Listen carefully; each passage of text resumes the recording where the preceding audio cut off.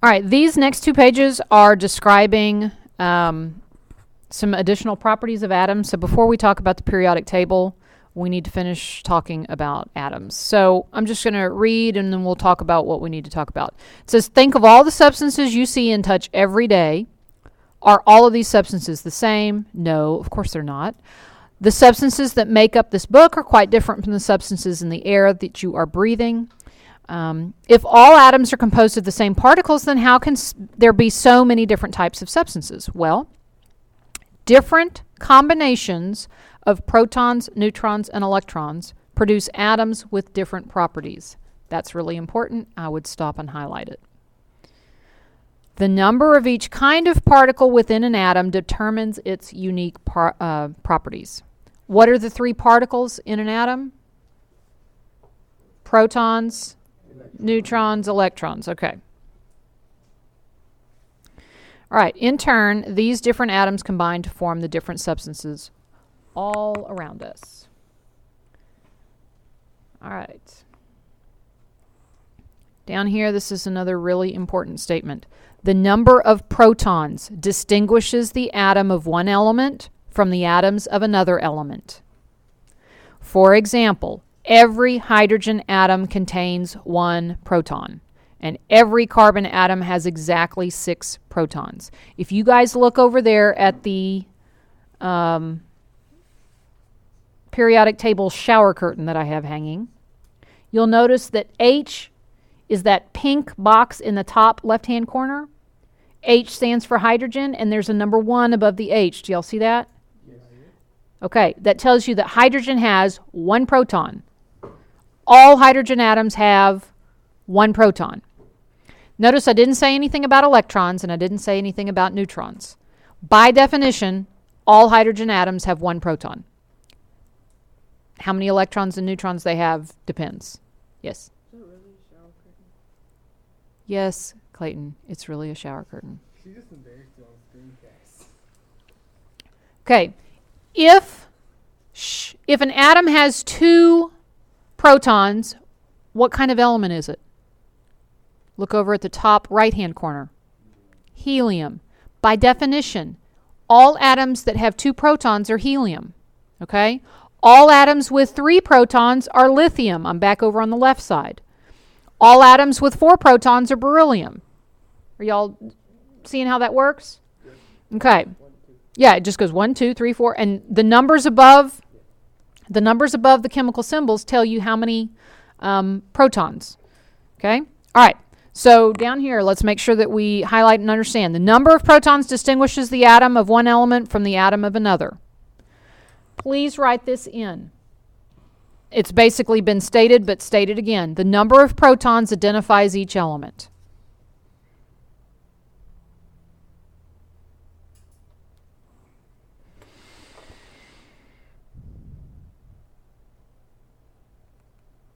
Okay?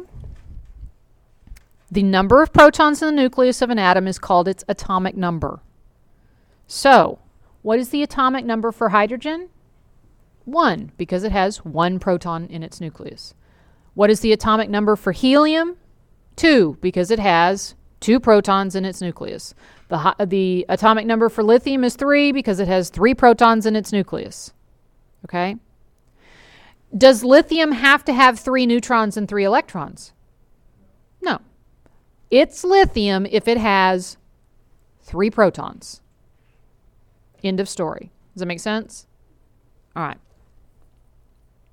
So please make sure that you've highlighted that or underlined it. Okay. So hydrogen has an atomic number of 1 because each of its atoms contain only 1 proton. Carbon has an atomic number of 6 because each of its atoms, each carbon atom, has 6 protons. Not all carbon atoms are going to have 6 neutrons and 6 electrons, but all carbon atoms will have 6 protons. If you look over there, do y'all see 47? It's in yellow, and it says Ag. That is silver. Silver's atomic number is 47. What does that tell you about silver? That it has 47 protons. Does it tell you the number of neutrons? Nope. Does it tell you the number of electrons? Nope. It tells you the number of protons. That is what identifies it as uniquely silver. It's got 47 protons. Capiche? All right. Number 12 down here, it says, how are two atoms of the same element alike? They will always have the same number of protons. They won't necessarily have the same number of electrons or neutrons, but for instance, all atoms of carbon will have 6 protons. The number of electrons and neutrons in those carbon atoms might vary from one carbon atom to another, but they're all going to have 6 protons. Do you understand how protons is what identifies an element? Okay. All right. I don't see anybody writing, so I'm going to flip. Oh, I do see somebody writing. Are you good? All right. Flipping over.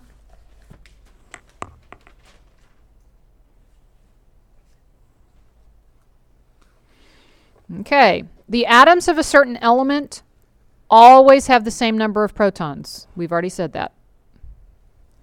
But they may not always have the same number of neutrons. For example, all chlorine atoms have 17 protons. So what would chlorine's atomic number be? 17, right. But some chlorine atoms have 18 neutrons. Other chlorine atoms have 20 neutrons. They're still chlorine because they do have 17 protons. But some varieties of chlorine have 18 neutrons. Other varieties of chlorine have 20 neutrons. Okay. All right, so you've got 2 different types of chlorine. Different varieties of chlorine are going to be isotopes of chlorine, okay? So all atoms that have 17 protons are chlorine atoms. Is everybody okay with that? But not all chlorine atoms are exactly alike. Some of them have more neutrons than others, okay? So we have one variety of chlorine that has 17 protons and 18 neutrons. We have another variety of chlorine that's going to have 17 protons and 20 neutrons. Those are 2 different types of chlorine. They're 2 different isotopes of chlorine. Is everybody okay with that? So that word isotope, just kind of think of the word varieties. They're different varieties of chlorine. Okay? So isotopes are atoms of the same element that have different numbers of neutrons. Okay? Some elements have many isotopes, meaning that some elements have a lot of different varieties of that element, and other elements only have a few isotopes. Okay? Total number of protons and neutrons in an atom's nucleus is its mass number. Underline that. That's important. Different isotopes of chlorine have different mass numbers. What's the mass number of a chlorine atom that contains 18 neutrons? Well, you have mass number is going to be, look, mass number is number of protons plus neutrons. It said it right here. Y'all see where they said it? Protons plus neutrons is your mass number. Okay? So chlorine, by definition, has to have 17 protons. All chlorine atoms have 17 protons. And this particular variety of chlorine has 18 neutrons. So the mass number is going to be 17 plus 18. And that gives you a mass of 35. Is everybody okay with that? Mm-hmm. Now, this other variety, this other isotope of chlorine, it had 17 protons, but it had how many neutrons? 20. So its mass number was 37. Okay? Now, I want you guys to make sure you understand my little abbreviations. A lot of times you're going to see me abbreviate protons with a P and a little plus sign. Why am I doing that? Yeah, protons are positively charged. And I'll abbreviate a neutron with N with a little bitty 0 up here. Why do I do that? Because neutrons have no charge. Okay? So the little P plus means protons. The little N with a 0 means neutrons. And how would I abbreviate electrons? An E with a negative. Okay. All right. Moving right along. Number 14 says, use this model of a helium atom to find its atomic number and its mass number. Okay, Remember that atomic number is the number of protons. So I look at the picture. How many protons are there? 2. So the atomic number is 2.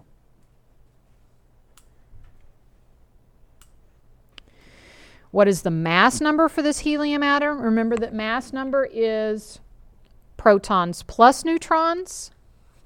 So I look at my picture. I have 2 protons and I have 2 neutrons. Okay. Does anybody have any questions on how we found atomic number and how we found mass number? Okay. Atomic number, one more time, is the number of protons. All helium atoms are going to have 2 protons. All chlorine atoms are going to have how many protons? 17. Okay. All carbon atoms are going to have 6 protons. Okay. So atomic number is the number of protons. Mass number is number of protons plus the number of neutrons. Okay. And depending on the isotope that you're talking about, the mass number can vary. For instance, up here, remember we had one isotope of chlorine that had 17 protons and 18 neutrons for a mass of 35. And the other isotope had 17 protons and 20 neutrons for a mass of 37. So why exactly is the electric cloud there? Why exactly is the electron cloud there? Yeah. The electron cloud is just the area around the nucleus where electrons are likely to be found. We can't really pinpoint exactly where an electron is going to be at any given time. That cloud represents the area that we know the electrons are in. Okay? So we're just marking out that area. That's the largest volume. That's the largest part of the volume of the atom is the electron cloud. Okay? And it's mostly empty space. It's mostly just emptiness. Okay? But it's that big area that the electrons are found in. So the electrons are like that big. The electrons are very, very, very small. Have we ever seen it? You can see them sort of in an electron microscope, but only sort of.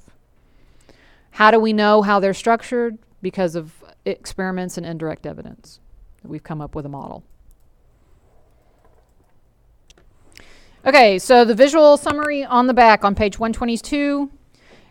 An atom is the smallest particle of an element. All substances are made of atoms. No. I haven't said a true or false statement yet. I just read what was in the blue. Oh, oops. Number 15, you can use a light microscope to see atoms in fabric. False. They're way too small. Number 16, atomic theory has changed over time as scientists learn more about the particles that make up matter. That's just a statement. That's just the statement in blue. Oh my gosh. Okay. I'm just reading right now. Atomic theory has changed over time as scientists learn more about the particles that make up matter. Now, according to current atomic theory, electrons are in fixed locations. False. That's false. All right, over here, 17. Again, I'm reading what's in blue. Atoms contain a positively charged nucleus surrounded by a negatively charged electron cloud. The nucleus contains neutrons and electrons. False. The nucleus contains protons and neutrons. And where are the electrons found? In the electron cloud. All right. It would be called the electron cloud if electrons weren't found in it. Right. Yeah. But you'd be surprised how many people can't remember that. Atomic number and mass number are used to describe atoms. True. Oh, that was a question. Wow. I thought that was a statement. Oh, I'm sorry. Yeah, see, you guys messed me up. Atomic number and mass number are used to describe atoms. That is a true statement because that's just a statement. Okay. Every atom of the same element has the same atomic number. True. And 19, I'm not going to worry about.